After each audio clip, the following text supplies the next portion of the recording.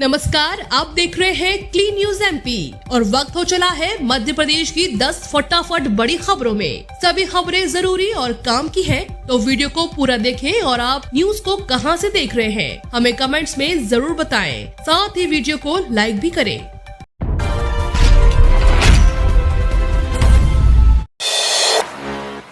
Bulldozer CM Shivraj के अफसरों को दो टूक, सरकार हमारे हिसाब से चलेगी, जिसे दिक्कत हो उसे। अपनी चौथी पारी के 2 साल पूरे होने पर मुख्यमंत्री शिवराज सिंह चौहान बदले बदले से नजर आए। सीएम शिवराज ने बुधवार शाम मंत्री और अफसरों की बैठक बुलाई और साफ कर दिया कि सरकार उनके हिसाब से चलेगी, अफसरशाही को हावी नहीं होने दिया जाएगा। मुख्यमंत्री ने बैठक में अफसरों को चेताते हुए कहा कि उनके जारी निर्देशों का अफसरों को पालन करना होगा। ऐसा नहीं हुआ तो अफसर को बदल दिया जाएगा। मंत्रालय में चली 1 घंटे लंबी बैठक में मुख्यमंत्री ने अपने 1.5 साल के आगामी प्लान का खाका भी पेश कर दिया। मुख्यमंत्री ने कहा कि जिले के कलेक्टरों को देखें कि जल जीवन मिशन का काम ढंग से क्रियान्वित हो रहा है या नहीं, नल लग गया और पानी नहीं पहुंचा या नहीं होना चाहिए। 10 अप्रैल से जलाभिषेक अभियान की शुरुआत होगी। मुख्यमंत्री ने ration mafia, PM Awas Yojana में गड़बड़ी करने वालों के खिलाफ सख्त कार्रवाई करने के निर्देश दिए हैं। 1 अप्रैल से एमपी में प्रॉपर्टी खरीदना महंगा पड़ेगा। अपने घर का सपना संजोने वालों के लिए अच्छी खबर नहीं है। एमपी में आगामी माह यानी 1 अप्रैल 2022 से मध्य प्रदेश में प्रॉपर्टी के दामों में 5% से लेकर 25% तक की बढ़ोतरी होनी है। बुधवार को केंद्रीय मूल्यांकन बोर्ड ने लंबे मंथन के बाद इन लोकेशन पर प्रॉपर्टी की कीमत बढ़ाने पर मुहर लगा दी। मध्य प्रदेश की 1,10,000 लोकेशन में से 6,000 लोकेशन पर प्रॉपर्टी की खरीदारी महंगी होने जा रही है। अधिकांश लोकेशन ऐसे हैं जहां गाइडलाइन में तय दर से अधिक दाम पर रजिस्ट्री कराई गई हो, या फिर ऐसे लोकेशन जिनमें नए प्रोजेक्ट आ रहे हैं और उनके आसपास प्रॉपर्टी की खरीद फरोख्त बढ़ी है। इसके अलावा नए लोकेशन में उन्हें भी शामिल किया गया है जहां बिजली, पानी और ट्रांसपोर्टेशन के नए रूट्स बने हों। 1 अप्रैल से महंगा हो जाएगा बस का सफर, बढ़ा किराया, परिवहन विभाग ने दी मंजूरी। मध्य प्रदेश की राजधानी भोपाल में बस का सफर महंगा हो रहा है। Bhopal city link limited BCLL द्वारा संचालित लो फ्लोर बसों का किराया बढ़ाया जाएगा। BCLL के बस ऑपरेटरों के प्रस्ताव को परिवहन विभाग ने मंजूरी दे दी है। BCLL बोर्ड ऑफ डायरेक्टर अब प्रति किलोमीटर के हिसाब इजाफा वाली किराए दरों का निर्धारण करेगा। इसके लिए बोर्ड अगले सप्ताह की तैयारी में है। बताया जाता है कि 1 अप्रैल से बस का सफर महंगा हो सकता है। आपको बता दें कि यात्रियों को झटका देते हुए BCLL बस ऑपरेटरों ने हाल ही में ई-पास पर दी जाने वाली यात्रा ट्रिप में भी कटौती की थी। BCLL के सिटी इंजीनियर RK सक्सेना ने इसकी तस्दीक करते हुए बताया कि किराया बढ़ाने की अनुमति मिल गई है। प्रति किलोमीटर की दरें बोर्ड की मीटिंग के बाद जारी की जाएंगी। गौरतलब है कि शहर में 200 से ज्यादा BCLL बसों का संचालन होता है। BCLL की इन बसों में रोज करीब 1.5 लाख लोग सफर करते हैं। छात्रों को मिलेगा फायदा, 33% अंक नहीं हो तो देना होगा फिर से परीक्षा। कक्षा 5वीं और 8वीं की वार्षिक परीक्षा 2 साल बाद 1 अप्रैल से ऑफलाइन हो रही है। परीक्षा को लेकर तैयारियां शुरू हो गई हैं। आज से राज्य शिक्षा केंद्र के पोर्टल पर परीक्षा केंद्र बनाए जाना शुरू हो गए हैं। परीक्षा में छात्रों को 33% अंक लाना जरूरी होंगे। इससे कम अंक वाले छात्रों को 2 महीने में फिर से परीक्षा देनी होगी।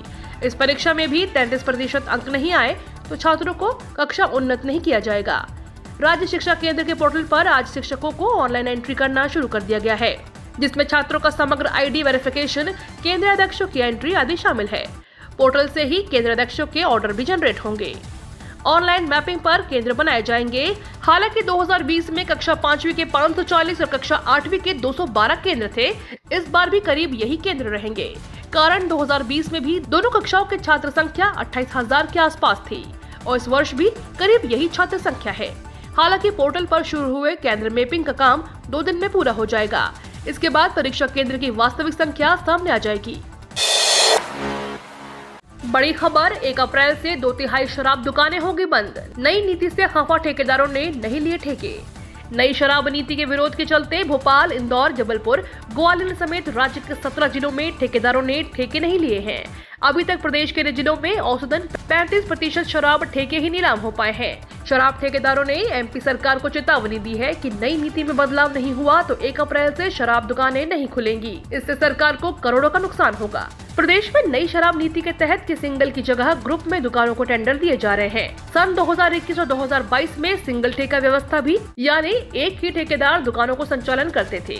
आधे से ज्यादा ठेके नीलाम नहीं होने से सरकार के सामने बड़ी मुसीबत खड़ी हो गई है। सरकार को करोड़ों का राजस्व का नुकसान तय दिख रहा है। इससे बचने के लिए या तो ठेकेदारों की मांगे माननी होंगी या फिर सरकार को ही ठेके चलवाने पड़ेंगे। आज से नहीं मिलेगा राशन, कंट्रोल संचालकों की अनिश्चितकालीन हड़ताल शुरू।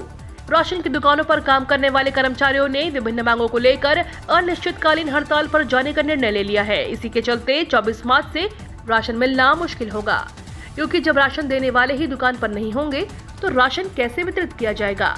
अगर आप भी कंट्रोल से राशन लेते हैं तो पहले पता कर ले, ताकि आपको कंट्रोल की दुकान तक आवाजाही करने में परेशानी न हो।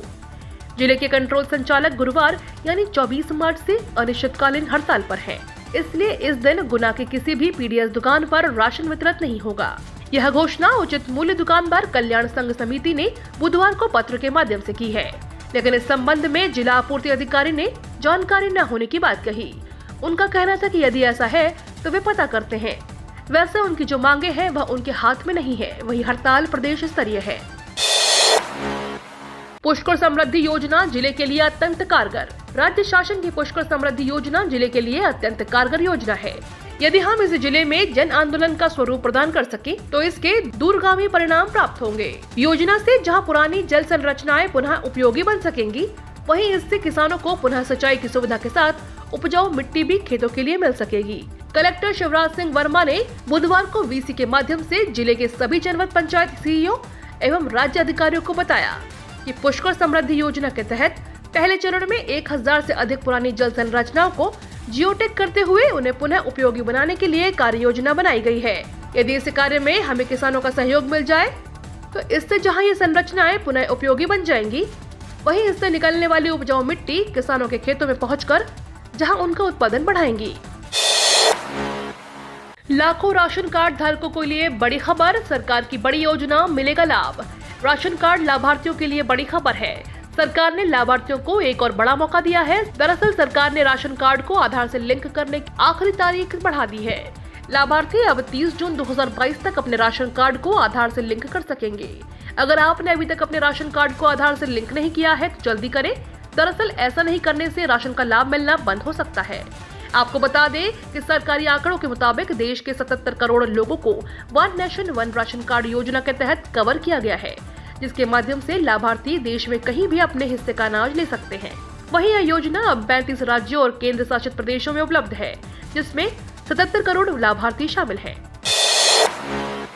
अनुकंपा नियुक्ति पर हाईकोर्ट का बड़ा फैसला। हाईकोर्ट अनुकंपा नियुक्ति मामले में अब हाईकोर्ट ने बड़ा फैसला सुनाया है। मध्य प्रदेश में इंदौर खंडपीठ ने कहा कि भले ही बेटी की शादी हो गई है या भी शादीशुदा हो, लेकिन वह अनुकंपा नियुक्ति पाने की हकदार होगी। वहीं हाईकोर्ट के फैसले के बाद करोड़ों ऐसे आश्रित जो अनुकंपा नियुक्ति से वंचित हैं, उन्हें बड़ा फायदा मिला है। याचिका में बताया गया है कि अनुकंपा नियुक्ति मामले में ऐसा कोई नियम नहीं है जहां शादीशुदा बेटी को इसका लाभ नहीं दिए जाने सकने का जिक्र किया गया हो। इसके बाद याचिका की सुनवाई करते हुए जस्टिस वर्मा की खंडपीठ ने कहा कि भले ही बेटी शादीशुदा हो, वह दूसरे घर चली गई हो, लेकिन उसे अनुकंपा नियुक्ति पाने का पूरा अधिकार है। आपको बता दें कि इससे पहले भी हाईकोर्ट की फुल बेंच के सामने याचिका दायर की गई थी, जिसने आदेश जारी करते हुए हाईकोर्ट ने कहा कि अनुकंपा नियुक्ति का हक बेटी को भी है और भले ही बेटी शादीशुदा हो, वह इसका लाभ ले सकती है। वहीं इस मामले में शादीशुदा बेटी के भाई और बहन ने भी आपत्ति जाहिर की है। राहुल गांधी का सरकार और पीएम मोदी पर निशाना। कोविड पीड़ितों, इंडस्ट्री और गरीबों का जिक्र कर कहा पीएम को ख्याल नहीं। कांग्रेस के पूर्व अध्यक्ष राहुल गांधी ने केंद्र की मोदी सरकार पर बड़ा निशाना साधा है। उन्होंने कई मोर्चों पर एक साथ मोदी सरकार और प्रधानमंत्री नरेंद्र मोदी को घेरने की कोशिश की है। राहुल गांधी ने कुछ देर पहले ही ट्वीट कर कोविड पीड़ितों की इलाज सहित उद्योगों की बदहाली के लिए मोदी सरकार को जिम्मेदार ठहराया है। राहुल गांधी ने अपने ट्वीट में सवाल जवाब की शैली में लिखा है कि कोविड पीड़ितों का इलाज मुफ्त में करवाया। नहीं। गरीबों और श्रमिकों को न्यूनतम आय मिली? नहीं। छोटे उद्योगों को डूबने से बचाया? नहीं। प्रधानमंत्री को कोई ख्याल नहीं है। इस ट्वीट के साथ राहुल गांधी ने एक डिजिटल मीडिया की खबरों की हेडलाइंस को शेयर किया है और उसके आधार पर पीएम मोदी और उनकी सरकार को कटघरे में खड़ा किया है। आपको बता दें कि 22 मार्च को देश में पेट्रोल, डीजल और एलपीजी गैस के दाम बढ़ने के बाद भी राहुल गांधी ने ट्वीट कर मोदी सरकार पर निशाना साधा था। उन्होंने कीमतें बढ़ने को ही मोदी सरकार के तहत विकास बताया था। ये तो थी दिन भर की 10 फटाफट बड़ी खबरें। रोजाना ऐसे ही अपडेट रहने के लिए क्लीन न्यूज एमपी को सब्सक्राइब कर बेल आइकन को जरूर दबाएं।